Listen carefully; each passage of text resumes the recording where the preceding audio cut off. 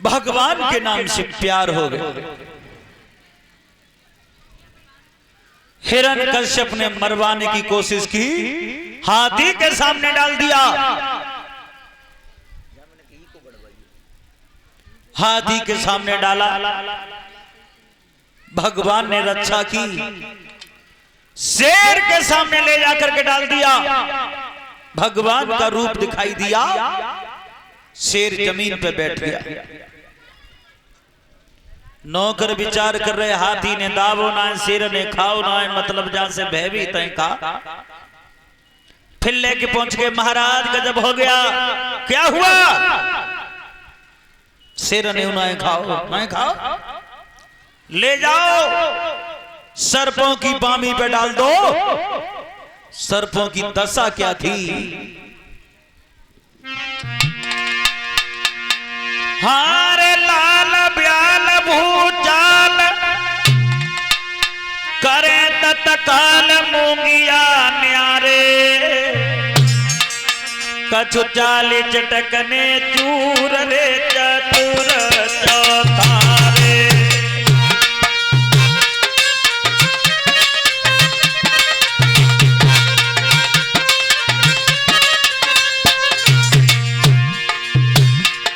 मेरे भगवत श्रोताओ, सर्पों की दशा,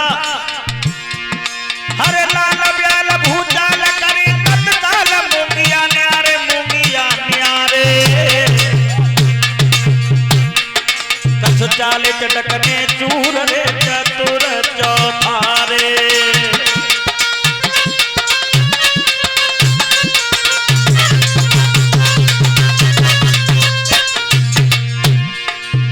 और आगे, अरे दामिनी और भुजंग पवन के संग उड़े पुढ़ारे,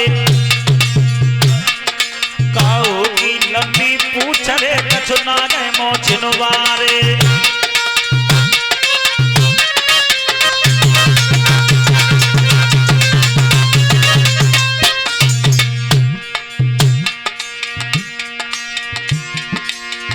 दशा भयानक थी बामी की, लीले लार पेट नहीं जा। कपी पिंडुलिया थी रे बेटा की, हरिसूर है ध्यान लगा।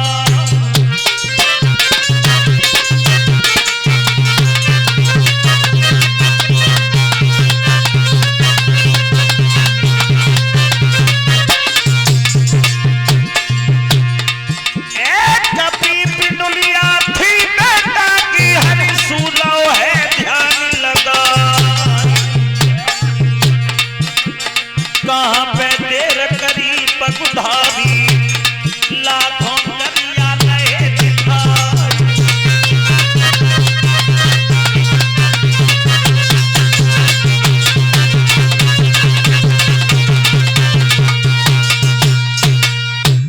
जो सर्पों की बामी पे डाला, प्रहलाद का कलेजा कांप गया। भजन कर रहा है, प्रभु अब कौन कौन से रक्षा करोगे, मेरी यहां तो लाखों हैं। समझ गए परमात्मा मेरा भक्त संकट में आ गया। गरुड़ को संकेत किया, देखा होगा परीक्षित महाराज, सांप अगर काऊ डस ले तो डांट आ जाते हैं, इलाज करवानो पत्तो बहुत तेरे बच जाते हैं, बहुत शिकार हो जाते हैं। और गरुड़ पूरे सांप खा जाते हैं। भाई चक्करू ना यार, क्यों? ये विष्णु भगवान का वरदान है गरुड़ के लिए। और वरदान दिया कब था? ये सर्प और गरुड़ आपस में दोनों सौतेले भाई हैं, मौसियाते भाई हैं दोनों। कश्यप महात्मा की जो 13 नानियां थी, उनमें से एक पिंता थी और एक का नाम था कद्रू, जिसका रामायण में नाम सुरसा आया है। सुरसा नाम अहिन की माता। और महाभारत में उसी रानी का नाम कद्रू आया है। एक बार की बात, कद्रू और बिंता दोनों महल की छत पर खड़ी थी। उस समय आकाश से उच्च सर्वा नाम का घोड़ा जा रहा था। बिंता बोली, बहन सुन नहीं है? हाँ जी, घोड़ा ना जा रहा उड़ के आकाश से, जाको पूरा शरीर को रंग सफेद है। कद्रू ने कही, शरीर को रंग तो सफेद है पर जाकी पूंछ काली है। बिंता ने की, ना पूरा ही घोड़ा सफेद है। तो फिर लग जा, आजा शर्त लगा ले। बिंता ने की, बता शर्त में का डर रही? देख कद्रू ने, अगर घोड़ा पूरा ही सफेद हो तो मैं तेरी दासी बन जाऊंगी, अगर पूछ काली भाई तो बिंता तो मेरी दासी बनना पड़ेगा। बिंता ने की, ठीक है शर्त मंजूर है। दूसरे दिन फिर चढ़ गई दोनों महल के ऊपर, और जो उच्च सर्वा नाम का घोड़ा फिर उड़ो। कद्रू के लड़का हते संतान, कद्रू की सर्प। बिंता पे उस समय कोई संतान नहीं थी, तो कद्रू ने सरपंच कई जगह पूछते जाए कि जो पट जा, और जो घोड़ा बराबर में है कि निकलो, और तो रंग शरीर को सफेद दिखाई दो और पूछ काली नजर आई। तब कई बिंता से, देख मैं तो कई पूछ काली है। सरप चपटे अते कारे कारे से पूछ कारी नजर आई, चले आजा बन जा मेरी दासी। कहने का मतलब छल कपट से बिंता को दासी बना लिया कद्रू ने। विद्वानों ने बताया कि तेरी ही संतान तुझे दासीपन से छुड़ाएगी। बिंता के 2 अंडा उत्पन्न हुए थे। अंडा तो मैया की लालसा लगी कि मेरी संतान मुझे दासीपन से छुड़ाएगी। सो एक अंडा फोड़ के देखो वाले, उससे अर्ध गरुड़ का जन्म हुआ। अर्ध गरुड़ हाथ जोड़ के बोले, मैया तेने जिका करो मेरे संग, तूने मुझे पूरा नहीं होने दिया, उससे पहले ही फोड़ दिया। मैं तुझे दासीपन से नहीं छोड़ा सकता। और मां एक अनुरोध है मेरा, अगर दासीपन से छूटना चाहती है, जो मेरा भैया रह गया है इसे मत फोड़ देना। और देख इसका जब समय हो जाएगा तो खुद बाहर निकल के आएगा। अर्ध गरुड़ सूर्य भगवान के उपासक हो गए जाकर के, और जो दूसरा अंडा रह गया था वो अंडा चटक गया, उससे गरुड़ उत्पन्न हुए। तब गरुड़ ने सरपंच से कही कि तुम मेरी मैया को दासीपन से छोड़ दीजिए। बोले हम ऐसे नहीं छोड़ेंगे। तो कैसे छोड़ोगे? सर्पों ने कहा, अगर तुम हमारे लिए अमृत का घड़ा लेकर के आओ तो हम तुम्हारी मैया को दासीपन से छुड़ा देंगे। गरुड़ ने जब ये सुना अमृत, आकाश में उड़ान भरी है गरुड़ ने अमृत लाने के लिए।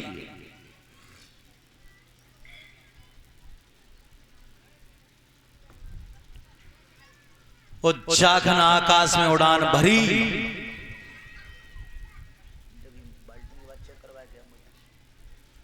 ऐसा प्रतीत हुआ मानो सूर्य पूरब से निकला हो और दूसरा सूर्य पश्चिम से निकला। इतनी चमक मारी गरुड़ के शरीर में।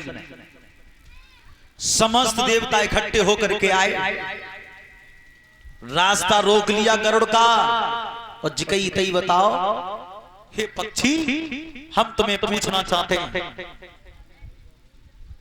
अगर तुम्हारे शरीर में चमक इतनी है,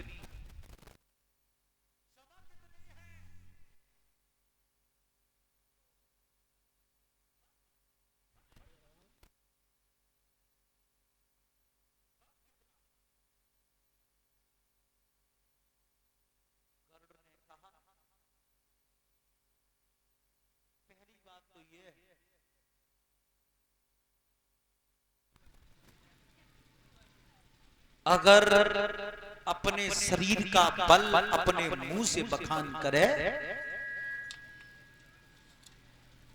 तो शरीर का बल घट जाता है। गरुड़ ने कहा अगर अपने शरीर के बल का बखान अपने मुंह से करे तो शरीर का बल घटता है, इसलिए मैं बताना नहीं चाहता कि मेरे शरीर में बल कितना।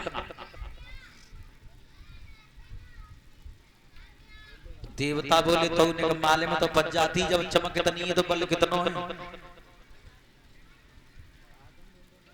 गरुड़ ने कहा अगर बार बार पूछना चाहते हो तो सुनो।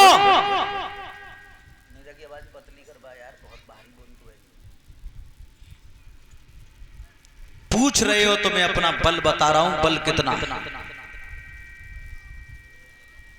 गरुड़ ने कितना बल बताया अपने शरीर में। इस पृथ्वी को वृक्ष और पर्वतों सहित उठा करके अगर मेरे एक पंख पर रख दिया जाए तो वर्षों बिना परिश्रम के आकाश में उड़ता रहूंगा। कितना बल बताया। इस पृथ्वी को वृक्षों और पर्वतों सहित उठा करके मेरे एक पंख पर रख दिया जाए तो वर्षों बिना परिश्रम के मतलब बिना मेहनत के आकाश में उड़ता रहूंगा। इतना बल बताया गरुड़ ने अपने शरीर में। विष्णु भगवान ने जैसी ये सुनी कि पक्षी बहुत बलवान है, सही आए बैकुंठ से। गरुड़ से कहा तुम मेरे वाहन बन जाओ। गरुड़ ने कहा ठीक है प्रभु।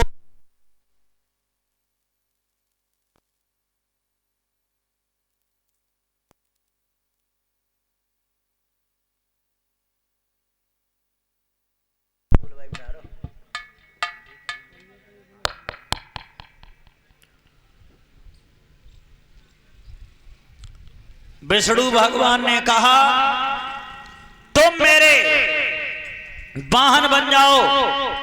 गरुड़ ने कहा प्रभु मैं तो वाहन बनने को तैयार हूं, पर मुझे दो वरदान चाहिए तुमसे, मांगो। सुनो, मैं तुम्हारा वाहन बन जाऊंगा और जब तुम मुझे याद करोगे, जब याद करोगे मैं तुम्हारे क्षीर सागर में नहीं रहूंगा, मैं रहूंगा काशी के पीपल के वृक्ष पे। जब याद करोगे तो मैं वहां से आऊंगा। एक तो वरदान दे दो कि तुम न्याय याद करो मुझे माले मां पच जाए, और दूसरा आज के बाद अगर भोजन करूं तो सांपन को। भगवान बोले मस्तु ऐसा ही होगा, जो सरपन को खाइबे को वरदान मिलो फिर ना गए वे अमृत लेवे। अब घर के लिए लौट के चले, सरपन को माले पड़ गई कि आज तो हमारा भोजन करेगा, सो घरे ढूंढे थे को ना मिलो। घर खाली करेंगे पहले थे ही अपनी मैया को दासीपन से छुड़ाया। जो ललकार मारी गरुड़ ने बामी के ऊपर, बामी के अंदर प्रवेश करेंगे सरप। नौकर फिर हाथ पकड़ लाए। महाराज गजब हो गया, क्या हुआ? जाए ना खाओ, कारे नहीं उन्हें डस हो जाए। हिरण्यकश्यप ने की तुम्हें नहीं पता, इसे बचाने के लिए राम आता है, आज मैं अपने हाथ से मारूंगा इसे, तब देखूंगा। हाथ पकड़ के नगर से बाहर पर्वत की चोटी पे चढ़ गया। तब कही देख अगर अब भी तूने राम का नाम नहीं छोड़ा तो ऊपर से पकड़ के फेंक दूंगा तुझे। बोल राम को नाम लेगा? प्रहलाद ने की पिताजी बुरी न मानो तो बात कहूं। जब पर्वत की चोटी पे तो नीचे धरती तक मेरा राम हजारों जगह रहता है। हजारों जगह, हाँ, पर्वत की चोटी पे धरती तक हजारों जगह मेरा राम रहता है। जो राम को नाम फिर लो पर्वत पे, कौन सा व्यवहार निभाया हिरण्यकश्यप ने अपने पुत्र के साथ।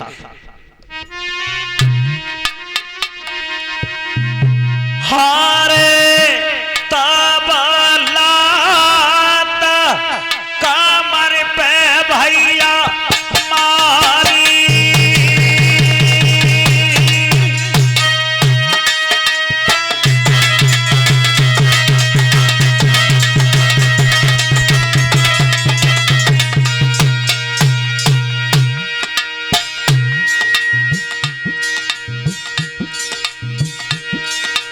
अरे तब लात कमर पे मारी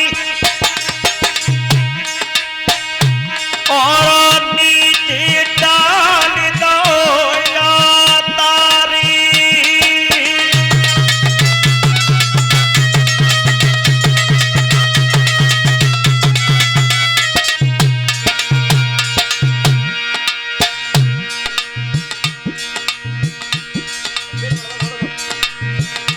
खींच करके लात का प्रहार कर दिया,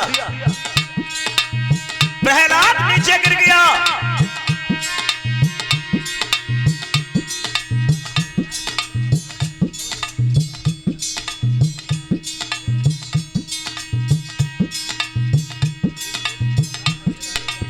और ये एक हार से सम्मानित कर रहे हैं अवधेश भाई, और एक हार हमारे शिष्य अवनीश के लिए।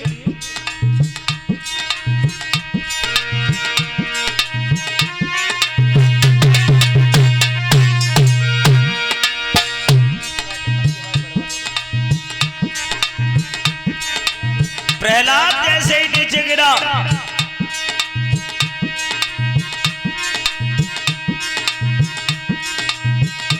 अरे तब बेटा को कापहियो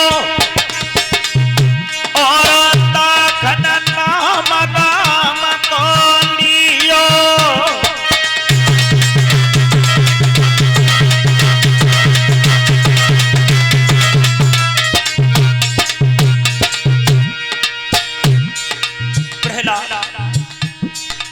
भगवान का भजन कर रहा है, प्रभु क्या मेरी रक्षा नहीं करोगे?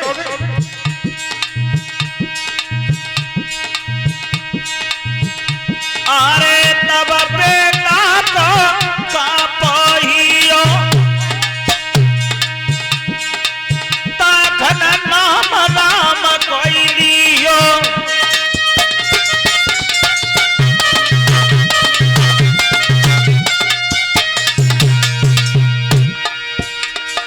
परमात्मा का ध्यान किया, प्रभु अगर जरा सी भी देर हो गई तो मेरा शरीर पृथ्वी से लग जाएगा, हजारों टुकड़ा हो जाएंगे मेरे। सच्चे मन से जीव परमात्मा का नाम लेने में देरी करता है, परमात्मा आने में देरी नहीं करता। हुआ क्या? हरे नंगे पैर नाथ चली दियो, फिर नाए पैर गरुड़ पे दियो, भारी की लाल गोद में लियो। बोलिए वृंदावन बिहारी लाल की।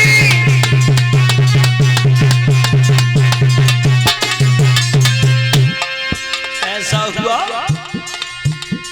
नंगे पैर दौड़े, भक्त को गोद में ले लिया, पृथ्वी पर ला करके रख गए, अंतर ध्यान हुए। नाईश्वर ने तेर लगाई, बेटा भूमि तो बिठाई।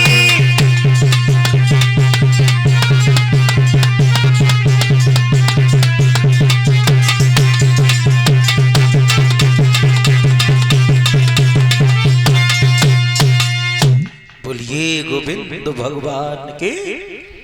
पृथ्वी पर बिठा करके परमात्मा चले गए।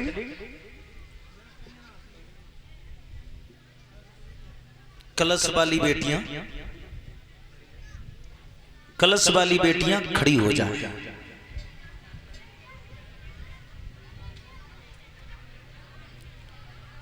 कलश वाली बेटियां खड़ी हो जाएं।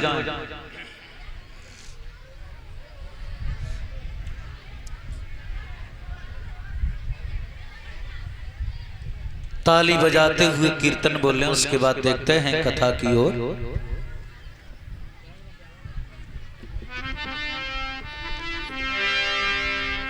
ताली बजाते हुए बोले, हरे राधा तेरे श्याम